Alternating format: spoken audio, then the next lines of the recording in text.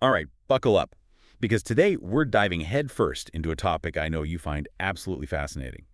Lost civilizations. You know those tantalizing breadcrumbs and clues that hint at ancient cultures that could rewrite history as we know it? Right, those cultures that make you question everything. Exactly.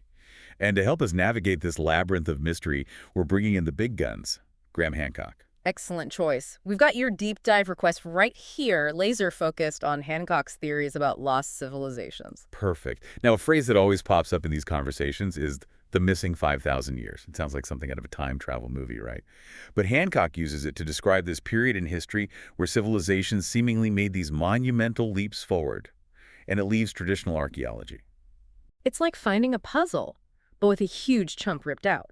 And Hancock suggests this missing piece could be evidence of something extraordinary. A lost civilization, technologically advanced, maybe even global, that predates many of the cultures we traditionally think of as the first. Which brings us to Göbekli Tepe, a site that's been turning heads in the archaeological world since its discovery. Those massive stone structures, meticulously crafted and dating back a mind-boggling 12,000 years. It's like unearthing a smartphone in the ruins of ancient Rome. Exactly. Göbekli Tepe throws a wrench into our neat and tidy timeline of civilization. Just let that sink in for a second. Older than the pyramids, older than Stonehenge. It pushes back the known dates of sophisticated construction and complex societies by thousands of years. And this is really where Hancock's work stands out. I mean, the guy was writing about these possibilities back in the 90s, and he faced a mountain of skepticism. But now, discoveries like Göbekli Tepe are lending a new level of credibility to some of his ideas. It goes to show that sometimes challenging the accepted narrative, ruffling a few feathers, can lead to groundbreaking shifts in our understanding. And what makes Hancock so captivating is his approach. He doesn't just toss out wild theories, he meticulously connects the dots, weaving together evidence from archaeology, mythology, astronomy, and even his own experiences. Okay, let's unpack that a little. You brought up an interesting point in our prep for this, talking about this idea that ancient humans might have been softer than we are today, lacking the resilience of our ancestors. Yeah. How does that tie into Hancock's theories? That's where this idea of a lost civilization becomes even more intriguing. Imagine a society that mastered agriculture, astronomy, engineering, at a level we're only just beginning to grasp. If these civilizations existed and then vanished, what knowledge was lost along the way? What skills atrophied over time? It forces us to reconsider what our ancestors were truly capable of and what might have happened to that knowledge. So let's say we entertain this idea of a lost civilization, right? No. What kind of evidence is Hancock putting on the table to back it up? Because it can't just be these intriguing theories, right? Absolutely not. Hancock is very careful about citing his sources and drawing from a whole bunch of different fields. He points to ancient megalithic structures, often found underwater, that show surprisingly advanced engineering for their supposed time periods. And these discoveries, they really challenge the traditional story of how and when certain technologies developed. Okay, now we're talking. Uh, You provided us with Hancock's work on those incredible earthworks in the Amazon rainforest, which really caught your eye. Yeah, this is a great example of how new discoveries are turning our old assumptions upside down. We're talking about these huge geometrically complex earthworks spread out over vast areas of the Amazon. Mhm. And here's the kicker. Some of these structures go back thousands of years. It suggests that a highly organized, advanced society existed in the Amazon long before we previously thought possible. See, that's what gets me. I mean, we're talking about the Amazon rainforest here. Not exactly the easiest place to build a Lego set, let alone something on this scale. Right. It suggests a level of social organization and engineering knowledge that just doesn't line up with our traditional view of early Amazonian cultures. And it goes directly to your question about the capabilities of ancient humans to create these earthworks. They would have needed advanced math, astronomy, agriculture. It really challenges that image of primitive rainforest dwellers, doesn't it? It really makes you wonder what else is hidden out there, Yeah. just waiting to be unearthed. And if they could pull this off, what else were they capable of? Exactly. And it gets even more interesting when we look at the genetic evidence Hancock presents. He points to a recent study that found a genetic link between ancient Amazonians and a population in Southeast Asia. Wait, are you serious? A genetic link to Southeast Asia. That completely changes the whole story of how people migrated to the Americas. Right. It throws a curveball into our old assumptions, and that's what's so compelling about Hancock's work.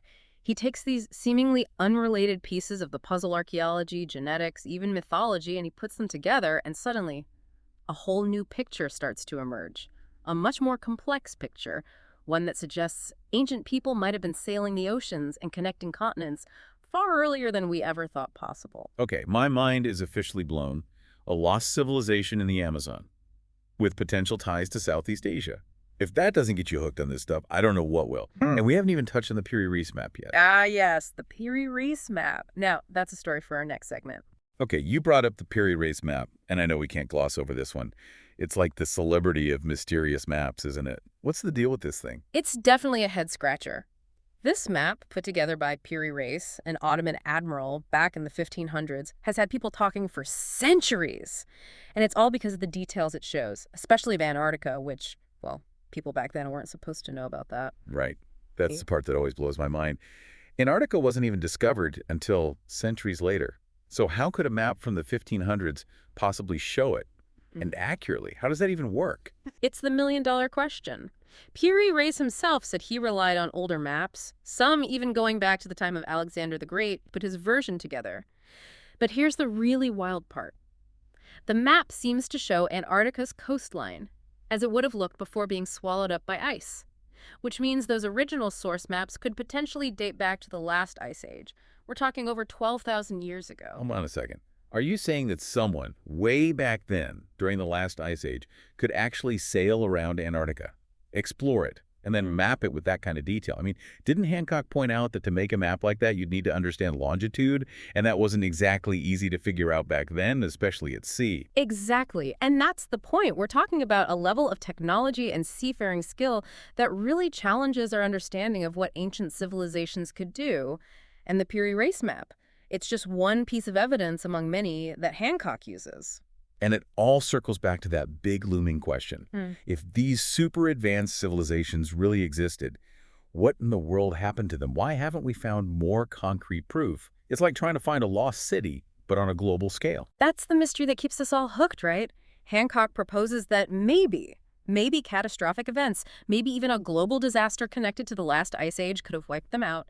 Just imagine these advanced cultures gone in an instant, leaving behind only these scattered clues, like whispers from a forgotten time. It's a chilling thought, but also a powerful reminder of how powerful nature is and how even the most advanced societies aren't invincible. But with Hancock, it's not just about digging up physical stuff, is it? He goes beyond that, into the realm of, well, consciousness, particularly through his experiences with ayahuasca. Yeah, and this is where things get really interesting. Hancock believes that altered states of consciousness, like those you might experience with ayahuasca, played a huge role in how ancient cultures connected with the world around them. He even suggests that these experiences allowed them to tap into knowledge and insights that are completely outside our modern way of thinking. It's like, what if we've lost touch with a whole different way of seeing the world, a way that was more in sync with nature, with the universe? That's what Hancock suggests. And it's not just a hunch. He brings up archaeological evidence. Things like ancient cave paintings showing shamanistic rituals and altered states that tell us these practices were super important to those cultures. It's a fascinating perspective. It makes you rethink what we even consider knowledge and how it can be accessed. But how do we get from there, from these ancient practices and ways of knowing, to something like, say, Serpent Mound? You know, I'm fascinated by that site. And that's a fantastic question. It brings us to another pillar of Hancock's work, the concept of a sacred landscape. Hancock argues that these ancient cultures didn't just pick random spots for their monuments and cities. They were drawn to specific locations that had a certain energy, a certain significance.